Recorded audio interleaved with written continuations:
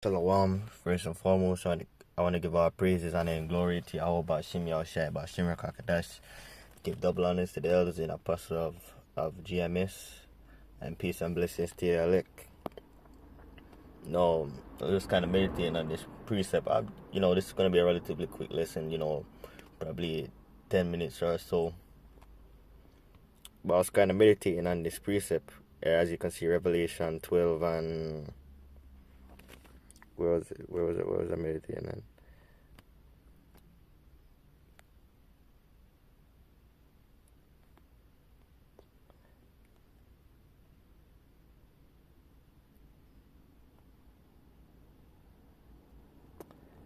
I forgot where I was at, but I was meditating on precept in Revelation 12 where it says the dragon was wroth with the woman, and he's basically trying to make war against her seed. Now we read in the scriptures that Amalek, roughly paraphrasing, the Lord will have war with Amalek from generation to generation. I believe that's Exodus 17 or 16. I'll get that up. But Amalek, which is the chief tribe of Edom, can in no way, have any type of war with the Lord. So how are they doing that? They're taking out their frustration and whatnot on the apple of the Most High's eye. And who is the apple of the Most High's eye? It's us. The children of Israel, primarily the elect, because those are the ones who the Lord is dealing with right now. Of course, all of Israel is going to come in the kingdom. But, Salaka, let me...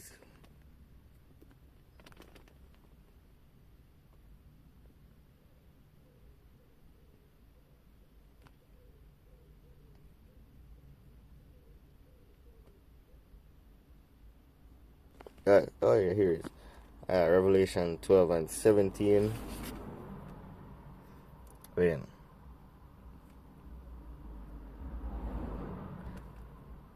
Revelation 12 and 17. And the dragon was wroth with the woman, and it went to make war with the remnant of her seed.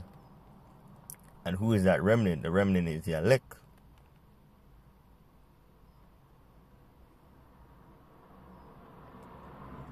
which keepeth the commandment of Yahweh and have the testimony of Yahweh Shai. So how we're out, how we're in a wicked, like how we always say, this world is wicked, and we always speak up against the wickedness, and this makes what Esau mad. So this won't. So this So this dragon being wrath, is like a personification for Esau being angry, because everything that he tries to do in darkness, we keep on shining a light on it. And of course, there's always a justification, because Esau is very crafty with his words, but it's gotten to a point where he can't do anything in the darkness anymore, because we bring everything to light.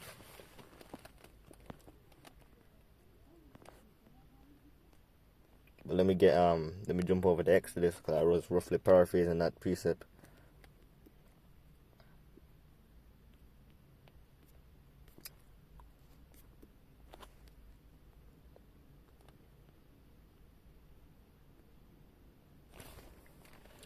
So, Exodus 17 and 16, for he said, behold, the Lord have sworn that the Lord will have war with Amalek from generation to generation. And that's why and that's what Esau is doing. We're the apple of the Most High's eye. So, in order for, so this is almost like Esau, poking the Lord, because we already know how prideful this guy is. He has his quote unquote cheat and everything. He has this firm belief. If you listen to Esau talk, you would actually believe that he believes that his kingdom is gonna continue forever, because it's the way how he says, we're gonna get this done by 2050. We got a plan. We're gonna move colonies to Mars. We're gonna do all this stuff. He actually believes that he's gonna be able to expand civilization up and destroy our next world.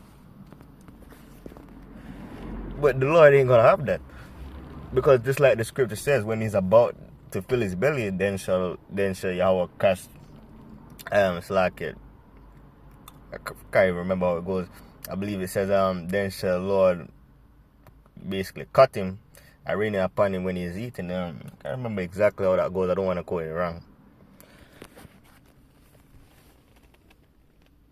But yeah, I'm gonna have to get that one after because I don't want to quote that wrong. From generation to generation, so this is an ongoing thing. And when you look into history, you constantly see this, and this is only going to be put to an end when the Lord returns and He raises us up in our righteous esteem. Of course, Lord willing, we all be part of the elect. You can't lose patience. No matter what's going on. No matter what. Because this work is primarily between you and Yahweh Hashem Yahushai. Because saying God forbid, but your favorite elder or son could fall out. That shouldn't make you wanna go on the path of destruction. You should be you should see that and be fearful and be like, okay, I just seen that and I learned from this person, so I need to continue on the righteous path.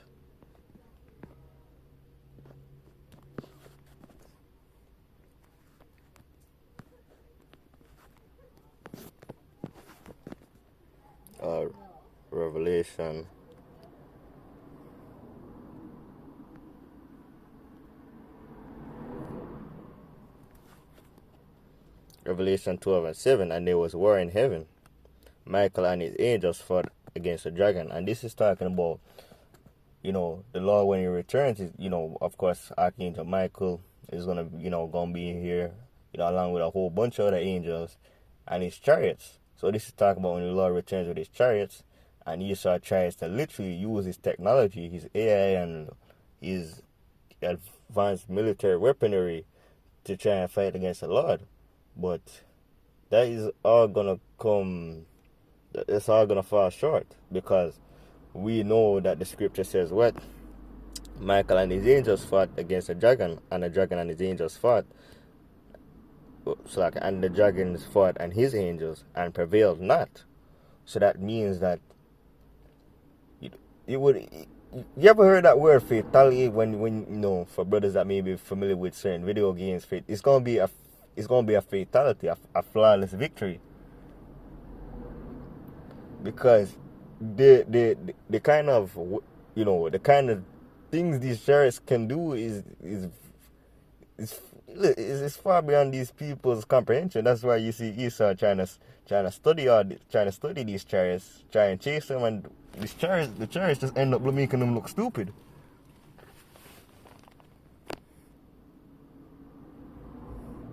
And neither was there a place found anymore in heaven, which means that just like Esau is in his place of rulership, no, there will be no more place of rulership for him when he gets taken down.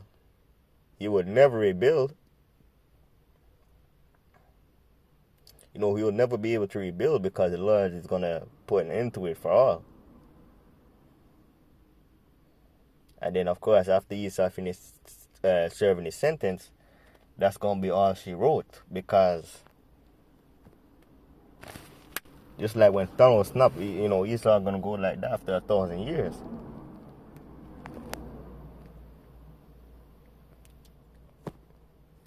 And the great dragon was cast out, the old serpent called the devil and Satan, because Esau is the physical counterpart of the spiritual demon Satan. That's why the scripture calls him the boy of all wickedness, which deceiveth the whole world. He was cast into the earth, and his angels were cast out with him. And his angels talk about what Esau, the technology that Esau has, and the technology that Esau has on his side represents that his angels. And Esau deceived the whole world because this man is committing identity fraud.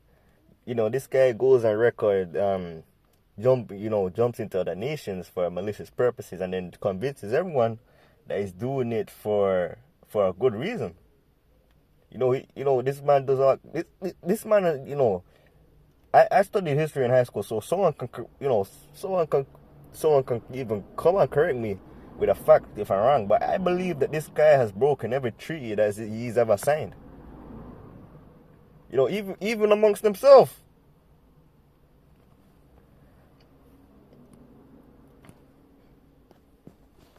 Because this guy is greedy, and like that saying, enough is never enough. Enough is never enough for Israel, man. He's always, as long as a nation has a research, for example, especially Babylon the Great. Babylon the Great has put his hand in certain nations and just done what they can to turn into third world countries.